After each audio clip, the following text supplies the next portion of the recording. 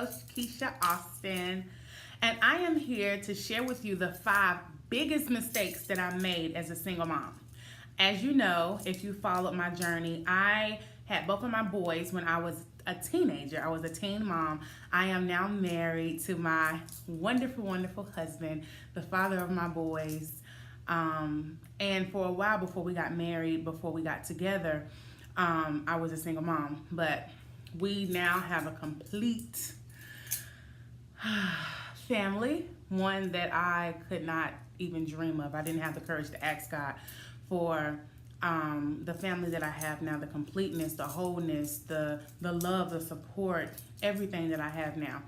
So it is my duty, it is my purpose to share with you the 5 biggest mistakes that I made, hoping that if you are on this path to making the same mistakes or have currently making them right now, that no, we're gonna go the other way. So the 5 biggest mistakes. The first one is independent does not mean isolation. Ask for a break if you need one. I felt so guilty for needing a break from my boys, like constantly, day in and day out. Boys, boys, boys, boys, boys, boys, boys, boys, boys, boys, boys, boys, boys, boys, boys, boys, boys. And I was tired, but no one else acknowledged what that meant. Everyone else was doing everything and overwhelmed and over obligated just as much as I was. But the people who I did have in my life, there wasn't a ton because my kids were very selective with who they would go spend time with. So there wasn't a ton of people that they would feel comfortable around, or even that I would feel comfortable with them going with, but I never asked. I have 2 amazing women in my life right now who have been in my life well over a decade, who love me to pieces and I to them, that I never ever asked, could you please I never asked. And it wouldn't have been a huge deal or a huge burden on me for me to ask, because I knew that they loved me and they cared about my boys just as much as we love them. So I say that to say, do not be so independent that you don't ask for help. I know that there was times that we were running low on food, too independent, we'll figure it out, too proud, too prideful, did not ask for help. If you need help, there are people in this world who will help you. And it's not an instance for you to feel like you're inadequate, or it's a reflection of you as a parent. I would venture to say that it is a reflection of you. It's a negative reflection if you don't ask for help, because essentially those little people are dependent upon you, even if you have grown children and you're a single mom, because motherhood doesn't end.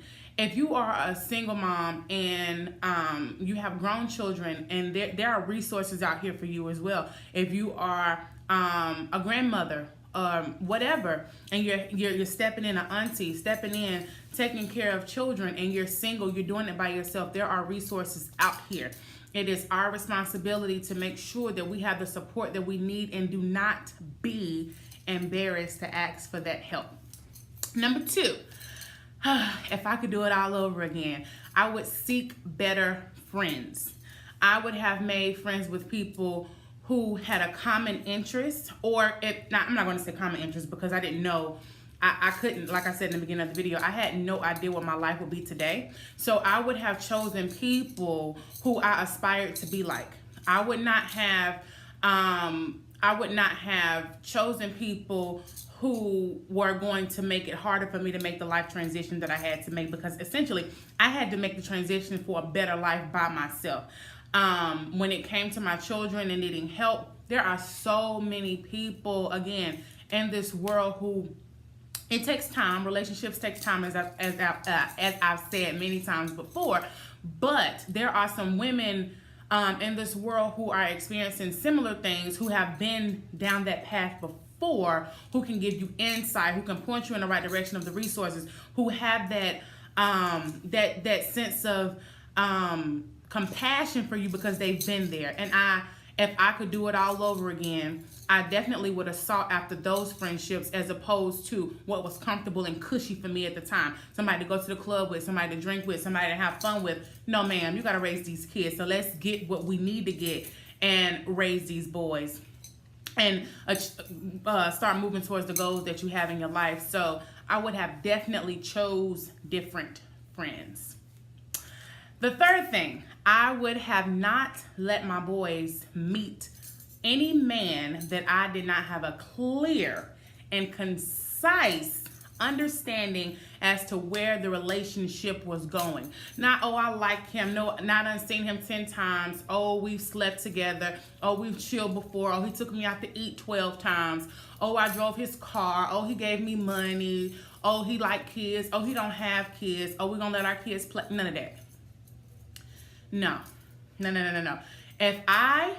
Going backwards, if you do not have a clear understanding as to where this relationship is going, and let's be real, we don't know what life will bring. We don't know if we're going to wake up tomorrow, but it is our responsibility to make sure that our safety and our safety of our children is held at a high standard, as well as the expectations, because essentially what we're showing them, what we're showing our babies is it's okay to let people walk in and out of your life, because their kids don't forget. Kids remember. What happened to so-and-so? What happened to Mike? What happened to Jeff?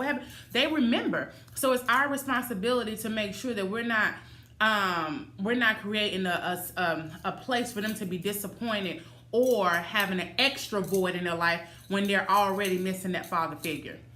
So if I could change that around, do it all over again, I definitely would have been more selective with the men that I let meet my children, and vice versa. There wasn't a slew of them, but I could have been a lot more selective. So that is number 3. Number 4, filling the voids in my life with the wrong things. I was young. I got pregnant with my oldest son when I was 15. I had him when I was 16. I had my oldest son when I was 18. I was pregnant with him when I walked across the stage for graduation. I did not tell my mom. I graduated in June. My mom did not figure out I was pregnant until that August, late August. And I had my son in December. So she did not know. I went through that whole transition by myself. So there was a lot of emotional, just a lot of trauma during that time that I had no idea I had, because what is trauma to a 16, 17, 18-year-old girl? Like, what is that? I don't know what that is. I got to raise these kids. So I had no idea. So what I started doing was filling. I started to fill those voids in my life with different things, just smothering, just covering, drinking, clubbing, partying, filling voids, having people in my face that did not mean any good to my future or to my children, just doing all the wrong things. At my highest, I was 398 pounds. That was after the 2 boys, after all that I had been through.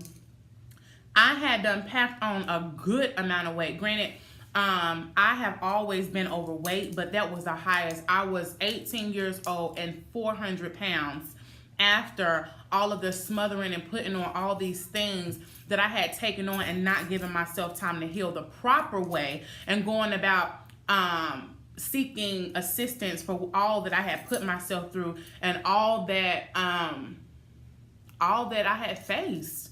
In a nutshell, it was a lot, and I was going about it all the wrong way. And I didn't have a true understanding of how I felt. I want to go to the club, but no, you lonely. You want to chill with this dude, but no, you lonely. You lonely, or you sad, or whatever it is that you're feeling. The feelings were mixed at the time, but in a nutshell, I was a young girl, and my expectations for my life were non-existent. I didn't know what I was supposed to expect. I didn't know what I was supposed to feel. I didn't know what I was supposed to do. But again, there is help out there. There was a ton of resources. I was on Medicaid at the time, public assistance. There are resources out there. But again, are you willing to take that step to go to potentially mental health to ask them to help you? I do know that there is some pushback, because there are some things to keep in mind when you have children, because they could potentially try to take your children. But not even going that far, there are churches, there are people out there, and you can't start crossing things off the list saying that you aren't willing to do such and such if you have not tried. So all in all, filling voids with the wrong things is one of the things that I definitely would not have done. That brought up a great point for me that I just thought about. One young lady asked me before, she asked me, this was maybe a month ago. She asked me, she said, she's a single mom. She said, have you ever felt like giving up? And I probably will never forget this answer ever in my life. But when she asked me the question, it resonated with my soul, because yes, I absolutely have felt like giving up more than a lot of times. But what I said to her, I know that wasn't nothing but God speaking through me, because what I said to her was exactly how I live my life right now. And I'm not even gonna give myself credit for that. But what I said to her was, we live our life on this path, and we're doing things essentially the way we want to do it, right? We can't consider giving up unless you've tried the other way. And the other way is letting go of what you know and start doing things the right way. So instead of going out drinking with Aisha and Kimberly, because I was at the club Friday, Saturday, Sunday. Every day the club was open, I was there. I was drinking every single night. So instead of doing that and then being depressed the rest of the week, broke the rest of the week, broke in the rest of the week, I could have developed healthier habits for the lifestyle and the life that I wanted for myself. So yeah, it makes perfect sense to want to give up when you're living life like that. But until you try it the other way, you ain't giving yourself a fair shot. Yeah. So, number 5, not valuing and celebrating myself. I undervalued myself because what man is going to want a girl or a woman who has 2 children? Like, how do you go into a relationship like that? I'm overweight. I have 2 children. You know, I don't have no foundation as to what my life is going to be like. I don't know. And I didn't celebrate myself for doing this on my own, girl. I'm talking to me now. You was raising 2 boys on your own. I never second guessed. Once they were in this world, there was no question whether I was going to do it or not. It was me and them. And I was doing it. It was hard, but it was me and my boys. And I should have celebrated myself more, not going to the club and drinking and all that stuff, because that wasn't celebrating me. That was covering. That was counterproductive to what I wanted for myself unknowingly, right? So there was other ways that I could have celebrated myself, given myself credit, held myself to a higher standard instead of that low-hanging fruit that made me accessible to the slime and the no good. So I definitely would have taken a lot better care of myself, making sure that I gave myself that time to breathe, gave myself credit. Girl, you're doing a good job. You know, you, despite the lack of knowledge to do what you're doing a wonderful job. So all in all, those are my 5 things that I would not have done. My 5 biggest mistakes that I made as a single mom. And I also want to share with you the one thing that I know that changed the trajectory of my life and my children's life. When my boys were born, I will never forget when it was very clear to me. It's 2 things that I actually did. It was very clear to me that I was going to take this journey, if not their whole life, a good part of their life by myself. And one of the things that I did was I gave them back to God. I didn't go to church and get them christened or anything like that, baptized, anything like that. I prayed and I asked God to come into their life as their father. And I tell my husband now, I said, especially when they've been showing out or acting up, I'll tell them we go upstairs, I'll walk up the steps, walking behind them, and I'll say, babe, I remember praying and asking God to come into their life and be their father, because it was just going to be me doing this. And he sent them you.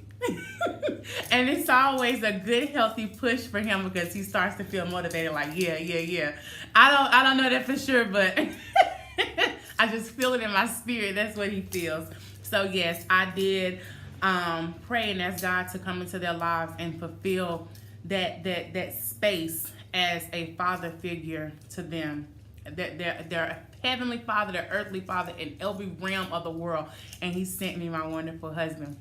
The last thing that that I did, not the mistake, but the thing that I did that was productive to my boys and my future, I never talk bad about their absent parents. I never talk bad about them. I never said anything negative that they would hold towards them in the future. I just didn't.